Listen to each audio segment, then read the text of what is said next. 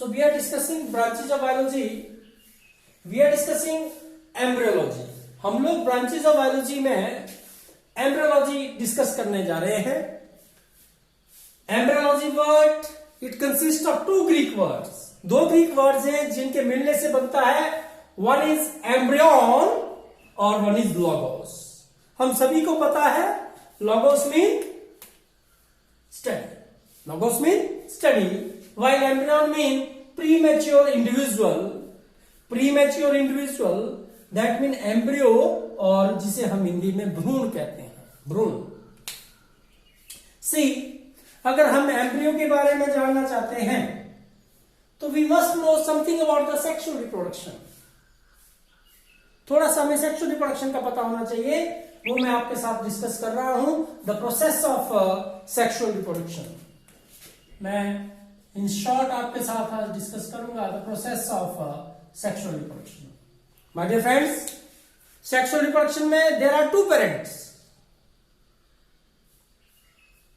दो पेरेंट्स होते हैं. So there are parents. One is called male and one is called female. एक male और दूसरा female parent. Every parent, because जो भी पेरेंट होगा वो इंडिविजुअल होगा. हर एक पेरेंट के अंदर उसके रिप्रोडक्शन करने के लिए, और मैंने कहा था what is reproduction. Reproduction is the formation of similar kind of organism by the pre existing organism. Pre existing organism के द्वारा, जो पहले से उपस्थित इस धरती पर ऑर्गेनिज्म है, उनके द्वारा अपने ही तरह के और ऑर्गेनिज्म का बनाने का जो प्रोसेस है उसे रिप्रोडक्शन कहा जाता है. हिंदी में इसे प्रजनन कहते हैं. क्या कहते हैं? प्रजनन. तो the formation of new similar kind of organism by the pre existing organism, it is called reproduction. Sexual reproduction are there. Sexual reproduction means there are two sexes. One is male, one is female. So parents are two, male and female. Okay? Then male have its reproductive organs. Reproduction करने के लिए specialized organs होते हैं जिन्हें reproductive organs या gonads कहा जाता है. Reproductive organs are called gonads. So my dear friends, reproductive organ in case of males are testes or testes, or this is in case of female the reproductive organism. अगर female reproductive organs की मैं बात करूं, not organism, but the female reproductive organs are और gonads are ovaries और ovary. As I have told you, cell will join to form. मैंने बताया है आपको बेटा, एक हायरार्की बताई है सेलुलर. मैंने बोला all living organism they are made up of cells. The basic fundamental unit, the basic fundamental structural and functional unit of living organism is cell. Cell से ही बने होते हैं living organism. Cell will unite to form tissue. Hindi में से जो बच्चे Hindi medium से मैं बता दूं, इसे कोशिका कहा जाता है. कोशिकाएं मिलकर टिश्यू या उत्तक बनाती हैं. आपने ऐसा पढ़ा होगा, उत्तक बनाती हैं. Then when similar type of cells they join to form tissue, then the similar or different kind of tissues they will join to form organ. अंग जिसे कहते हैं organ, ORGAN, ORGAN.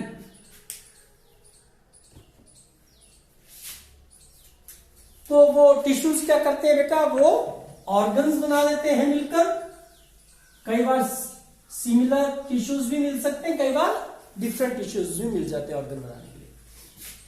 फिर जो डिफरेंट ऑर्गन्स हैं वे एक दूसरे के साथ जुड़ते हैं और क्या बना देते हैं, ऑर्गन सिस्टम. और फिर जो different organ systems of body, जो अलग अलग से ऑर्गन सिस्टम मिलते हैं, जैसे digestive system, reproductive system, circulatory system, excretory system, ये सारे के सारे सिस्टम मिलकर और क्या बना देते हैं, ऑर्गेनिज्म बना देते हैं, प्राणी बना देते हैं। इसे कोशिका कहते हैं, इसे उत्तक कहते हैं, ऑर्गन को अंग कहते हैं।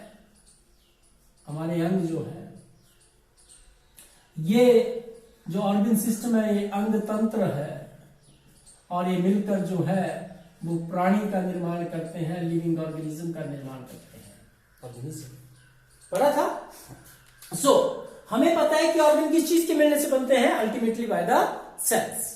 तो मैं बात कर रहा था कि there are two parents in the sexual reproduction, one is male one is female. एक मेल है और दूसरा फीमेल है। एंड द मेल है male reproductive organ which are called testis, while the female है female reproductive organ which are called ovary. These reproductive organs they have cells in it, क्योंकि cells के ही मिलने से बनते हैं।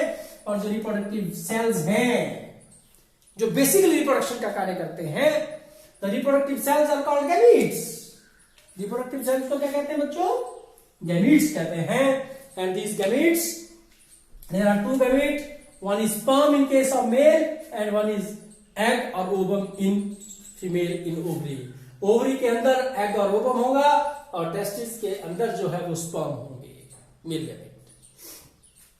अब क्या होगा? During sexual reproduction the male and the female parents they unite with each other to pass the male gamete into the female reproductive system. And this phenomena, this process is called copulation, co-opulation, copulation और निषेचन इसे कहते हैं। copulation क्या हुआ? ये एक process हुआ जिसमें मेल और फीमेल यूनाइट होते हैं और उस दौरान जो मेल है वो स्पर्म्स को फीमेल रिप्रोडक्टिव सिस्टम में इंट्रोड्यूस कर देता है और अल्टीमेटली जो मेल गैमेट स्पर्म है वो फीमेल गैमेट एग और ओवम के साथ जाके मिल जाता है। कहां पे मिलता है? फीमेल रिप्रोडक्टिव सिस्टम के अंदर। कहां मिल जाता है? फीमेल रिप्रोडक्टिव सिस्टम के अंदर। एंड मेल और फीमेल पेरेंट्स और इंडिविजुअल का जो यूनियन है, जो मिलना है, उसे कॉपुलेशन कहा जाता है। जबकि फीमेल रिप्रोडक्टिव ट्रैक्ट में union of male gamete and the female gamete, union of male gamete sperm with the female gamete egg or ovum, it is called fertilization, the very important process.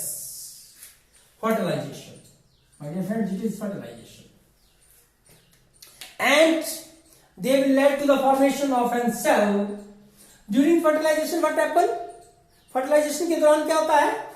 ये female nucleus है, अगर आप यहाँ पे देखें, this is female nucleus in red color and the male nucleus is in the black color. I have drawn for the difference. मैंने difference करने के लिए अलग अलग कलर्स में बनाया है। अब आप देखिए होता क्या है? ड्यूरिंग फर्टिलाइजेशन द मटेरियल और the cytoplasm along with vesicle and along with certain other material it will move from the sperm to the egg. होगा क्या? देखिए थोड़ा सा यहां देखें आप, क्या हो रहा है फर्टिलाइजेशन के दौरान? This is egg and this is sperm. Sperm have an beak like part which is called acrosome. Basically मैं आगे भी डिस्कस करूंगा बच्चों, अभी आपको ज्यादा नहीं बताऊंगा। ये स्पर्म है, उसकी टेल है, और ये जो पोर्शन होता है एक्रोसोम होता है। मैं बता दूं आपको, आपने रिमेंबर कर लेना इसको, बाद में काफी अच्छे से डिस्कस करूंगा आपसे। गोल्गी बॉडीज के दौरान भी डिस्कस करूंगा, जब +2 में जाएंगे सेक्सुअल रिप्रोडक्शन में डिस्कस करूंगा। ये acrosome is a beak like portion, चोंच की तरह का पोर्शन है। और होगा क्या? तो आपको एक चीज और पता लगी कि the sperm will join with the egg by the acrosome. Acrosome से ज्वाइन होता है। और दूसरा अब क्या होगा? एक्रोसोम कुछ एक ऐसे एंजाइम रिलीज करेगा जिससे कि इन दोनों के बीच की जो वॉल है वो डिसॉल्व हो जाती है। ऐसे the wall between the egg and the sperm will dissolve like this. अब क्या होगा? उसके बाद अब क्या होगा? देखें आप यहाँ पे, the nucleus along with certain other organelles or part of cytoplasm और part of the sperm, अभी तक आप इतना रखें याद कि न्यूक्लियस और जो उसका कुछ एक भाग है वो मटेरियल है, वो कहां चला जाता है? एग के अंदर। ये प्रोसेस फर्टिलाइजेशन का है। और उससे क्या बन जाता है, हमारे पास एक ऐसा एग बन जाता है जिसके अंदर फीमेल न्यूक्लियस भी होता है और मेल न्यूक्लियस, फीमेल भी और मेल भी होता है। पर अब इसको हम एग तो बोलेंगे नहीं, एग कब तक बोलेंगे, जब तक उसके अंदर फीमेल न्यूक्लियस है। अब तो एक ऐसा एग बन चुका है जिसके अंदर क्या है, दोनों न्यूक्लियस हैं, तो आप इसको क्या बोलेंगे नाउ। और मैं एक और बात बताऊं, sperm is also an cell, मैंने बोला sperm is also an cell, egg is also an cell, है तो सेल ही ना। तो अब एक ऐसा सेल बन चुका है जिसके अंदर दोनों न्यूक्लियस है, और this particular cell is called zygote, ZYGOTE, zygote. अब एम्ब्रियो फॉर्मेशन चला, अब एम्ब्रियोज की बात चली आपके साथ, तो काइंडली अब आप बड़े गौर से देखेंगे, आप ध्यान से सुनेंगे और देखेंगे और लर्न करेंगे। आई डोंट वांट टू से कि आप पढ़ेंगे, आप लर्न करेंगे, चीजों को सीखेंगे कि कैसे होता है। After that what happen, there will be a cleavage. Cleavage एक वर्ड आता है, व्हाट इज क्लीवेज? क्लीवेज कुछ नहीं है, एक सेल डिवीजन है, पर कैसा सेल डिवीजन है वो हम अभी समझते हैं, देखेंगे आप। मैंने चाहा यहां पे कि सेल डिवीजन क्या होता है, cell mean cell, division mean divide होना, एक से दो सेल का बनना। इस प्रोसेस में क्या होता है देखें, there is a parent cell, जो सेल डिवीजन जिसमें होता है, the cell which undergo division, this is called parent cell. और जो सेल बनते हैं पेरेंट सेल से, उन्हें डॉटर सेल कहा जाता है। क्या कहा जाता है, डॉटर सेल कहा जाता है। तो देखिए, this parent cell is forming two daughter cell similar to it, बिल्कुल इसकी तरह के दो वो डॉटर सेल बनाता है। लेकिन सेल डिवीजन में दो फेजेस इन्वॉल्व होती हैं। क्या होता है बच्चों, पहली फेज में वो सेल डिवाइड करता है और थोड़े छोटे साइज के सेल बना देता है। उसके बाद वो जो दो छोटे सेल बने हैं, they will enlarge to form the cell as that of parent cell, वो पेरेंट सेल के बराबर के और उसी की तरह के सेल बन जाते हैं। तो what I want to say, cell division involve two phases, इसमें दो फेजेस है। पहला जो फेज है वो डिवीजन फेज है, पहला जो फेज है वो सेल डिवीजन फेज है, या डिवीजन फेज भी बोल देंगे या सेल डिवीजन फेज बोल देंगे। और दूसरा जो है वो सेल एनलार्जमेंट फेज। आप देख सकते हैं कि इसमें पहले जो है वो सेल डिवाइड करता है, उसके बाद वो सेल एनलार्ज करता है। Are you getting or not? ठीक है, तो this is the cell division phase and the cell enlargement phase. ये यूजुअली सेल डिवीजन में होता है। पर क्लीवेज क्या होती है, अब आप ध्यान से सुनेंगे।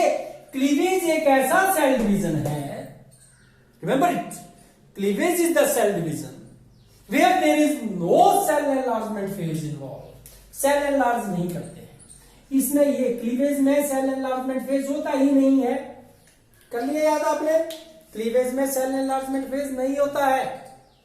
Getting my point or not getting? See now what happened due to cleavage.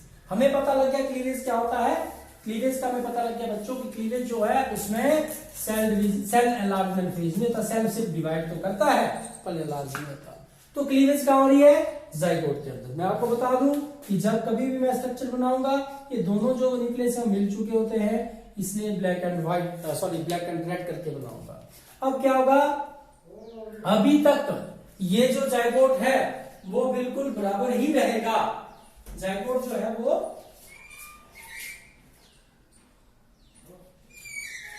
zygote will remain as the size of, zygote is of the size of egg, zygote तो egg के साइज का है। अब क्या होगा, इस जाइगोट के अंदर देखना ध्यान से, मैं यहां बना रहा हूं, इस जाइगोट के अंदर क्या होगा, क्लीवेज वो लगभग अभी उतने ही साइज का है, पर अंदर ही अंदर क्या होगा, वो डिवाइड करना शुरू करेगा। डिवीजन जब होंगे तो 1 से 2, फिर 2 से 4, है ना, ऐसे ना बच्चों, 4 से 8, देख रहे हो, 8 से 16। Very important to no.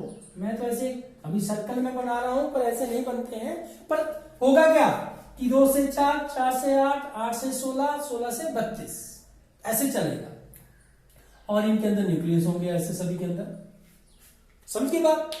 पर हुआ क्या, अगर आपने थोड़ा सा गौर किया हो कि अभी वो उतना ही है जितना जाइगोट का साइज है। सेल डिवाइड हो रहे हैं सेल के अंदर, वो साइज में नहीं बढ़ रहे, याद रखना, दे विल नॉट इंक्रीज, क्योंकि सेल एनलार्जमेंट तो होगी नहीं।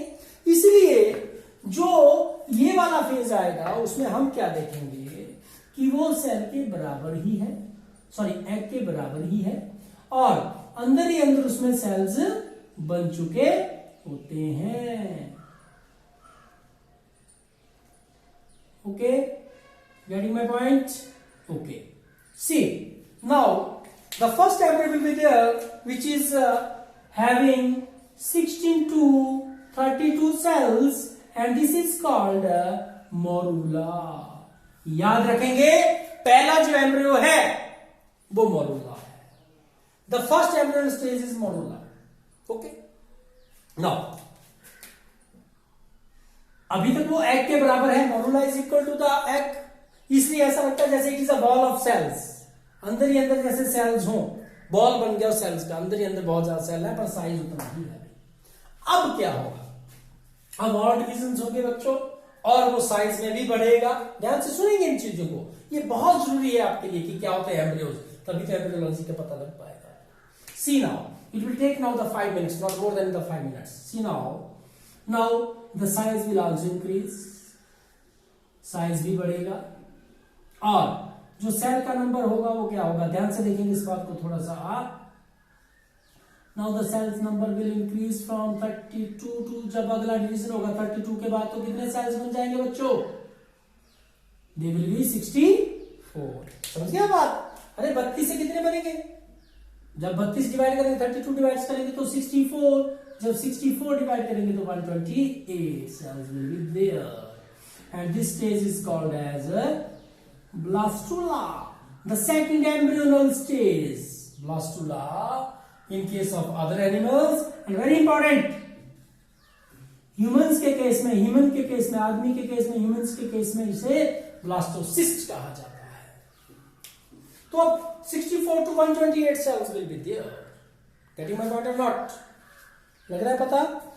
See now, ये ब्लास्टुला। अब इसमें क्या होता है याद रखेंगे अब आप ध्यान से, जब ब्लास्टुला बन रहा होता है तो क्या होता है बच्चों, all the cells are similar. अगर आप देखें सभी के सभी सेल जो है वो सिमिलर हैं। Getting my point? सभी के सभी सेल्स क्या है, सिमिलर है, और कुछ एक सेल्स हैं, सारे सेल देखो सिमिलर, मोरूला में भी सिमिलर है, ब्लास्टुला में भी सिमिलर है, पर क्या होता है कुछ एक जो सेल्स हैं वो बीच में उनकी वॉल्स टूट जाती है और वे कैविटी बना देते हैं। याद रखना इस बात को, बहुत इंपॉर्टेंट बात बता रहा हूं। ये जो कैविटी बीच में सेल्स के टूटने से बनी, कैसे बनी, कुछ एक सेल्स की बॉल्स टूट गई और वो एक स्पेस बन गया और इस कैविटी को कहा गया ब्लास्टोसील। क्या कहा गया, ब्लास्टोसील। Is it clear? उसकी अगली क्या स्टेज आई वो देखें। अब क्या होगा बच्चों, यहां तक आप देखें all the cells are similar, पर अब सेल्स क्या करेंगे, वो डिफरेंशिएट हो जाएंगे अपने अपने फंक्शंस के अनुसार। मतलब अब कुछ एक सेल्स क्या करेंगे, आप देखें ध्यान से, मैं यहां पे आपको बताऊंगा, और ज्यादा साइज में बढ़ जाएंगे। और क्या होगा, मैं सिंपली बना रहा हूं अभी तक, इसमें क्या होगा, कुछ एक लेयर्स, जैसे मान लीजिए कुछ एक सेल जो हैं वे अपने अलग अलग फंक्शंस के अनुसार इकट्ठे हो जाएंगे, अलग अलग लेयर्स बना देंगे वो, ठीक है, जैसे ये बन गया। ऐसी स्ट्रक्चर नहीं होती, पर मैं सिर्फ आपको समझाने के लिए कर रहा हूं। जब आप प्लस 2 में जाएंगे तो एक्चुअल स्ट्रक्चर आपको पता चलेगी।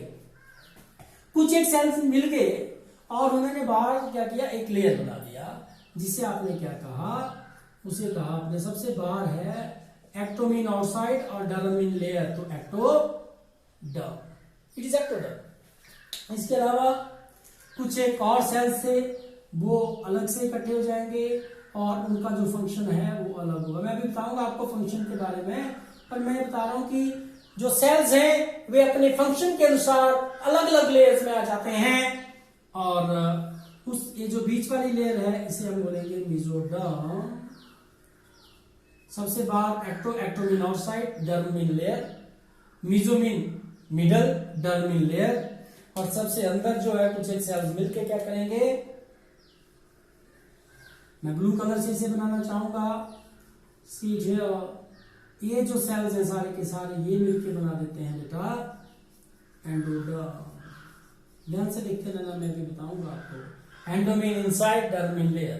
और जो कैविटी यहां पे बच जाती है, इसमें भी एक कैविटी होती है,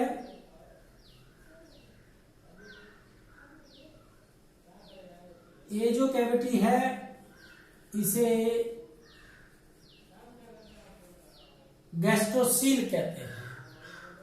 क्या कहते हैं? गैस्ट्रोसील कहते हैं। और ऐसा एम्ब्रियो जिसमें सेल्स अलग अलग लेयर्स में डिफरेंशिएट हो जाएं, उसे, इसमें सेल्स बहुत ज्यादा होंगे, मोर देन 256, मैं लिख रहा हूं more than 256 cells are there, and this is the very important embryo which is called gastrula. क्या कहेंगे? गैस्ट्रूला कहेंगे बेटा, ऐसे गैस्ट्रूला। और ये जो लेयर्स बनी, एक्टोडर्म, मेसोडर्म और एंडोडर्म, इन लेयर्स को क्या कहेंगे बच्चों? these are called fundamental layers।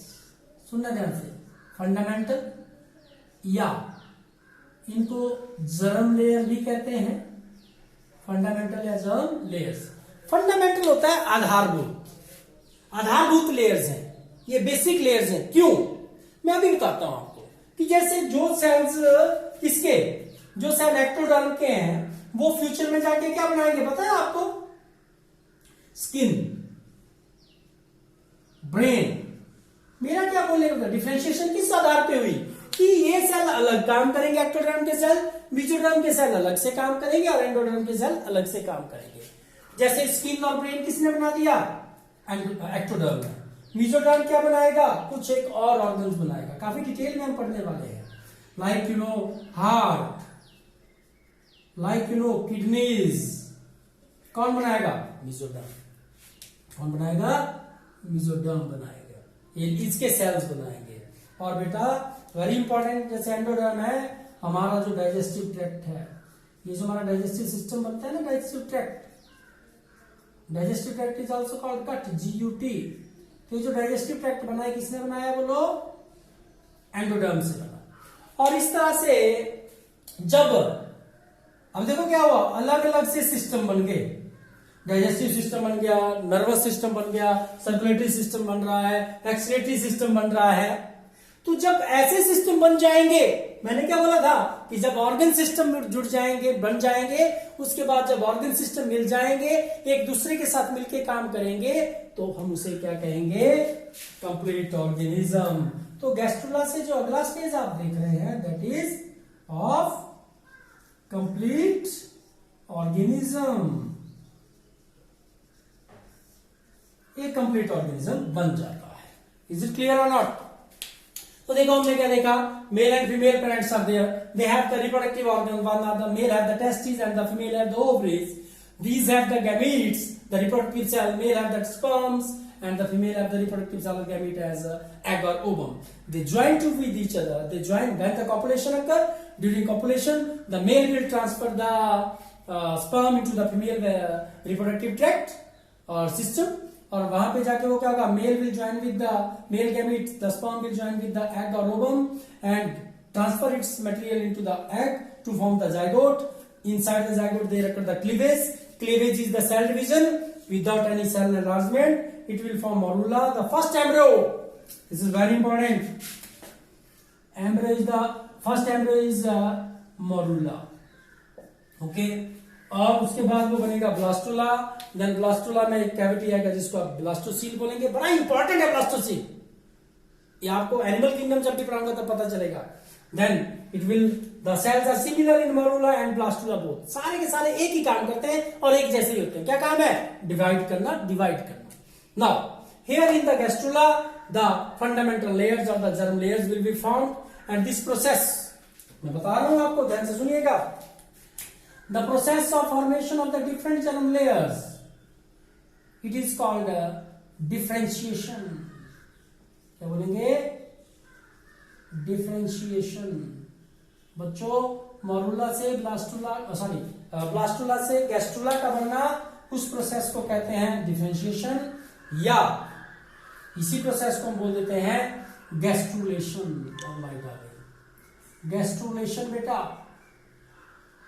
तो gastrulation involves differentiation of cells, and you know there are different kind of the cells. They will form the different layers: ectoderm, mesoderm, and endoderm. They form different system, like ectoderm from the skin and the nervous system, brain, etc. Mesoderm from the heart, kidney, and other organs. The endoderm from the digestive tract or gut and other organs, and these all the organ system they will join to form the complete organism. Clear? तो zygote से cleavage के द्वारा क्या बना? Morula. इस cleavage वाले process को हम मोरुलेशन भी कहते हैं। Morulation is the formation of morula from the zygote. While morula से ब्लास्टुला का बनना, ये वाला प्रोसेस, इसे कहते हैं ब्लास्टुलेशन। और यहां पे गैस्ट्रुलेशन, जिसमें डिफरेंशिएशन होती है। बहुत इंपॉर्टेंट क्वेश्चन है नीट के लिए। In which stage the differentiation occur? It is the gastrulation. Germ layers किस में प्रेजेंट होती है? कौन से एम्ब्रियो में प्रेजेंट होती हैं? गैस्ट्रुला। क्लियर? तो what is the definition of the embryology? Let us see. अगर आप देखें कि एम्ब्रियोलॉजी की जो डेफिनेशन है वो क्या है, मैं इसको आपको बताऊं। See here the embryology. Now मैं इसको रफ कर देता हूं क्योंकि हमें पता लग चुका है। मैं सिर्फ आपको एम्ब्रियोलॉजी की डेफिनेशन बताना चाहूंगा। हमें पता है कि एम्ब्रियोज कैसे बनते हैं, और इस सारे प्रोसेस की स्टडी जिससे कि एम्ब्रियोज बनते हैं, उसे ही तो एम्ब्रियोलॉजी कहा जाएगा। तो how we can write this? We can write down like this: the branch of biology which deals with the study of the branch of biology which deal with the study of formation of embryo and its development into an adult organism। तो कैसे embryo बनते हैं और कैसे embryo से adult organism बनते हैं, ये जो सारी स्टडी है, it is the part of the embryology, और this is called the embryology. So my dear friends, this is all about the today discussion. We will meet in the next class with some more information or knowledge। हम अगली class में मिलेंगे और ज्यादा discussion करेंगे। और till the time, thanks to all, bye to all, meet you within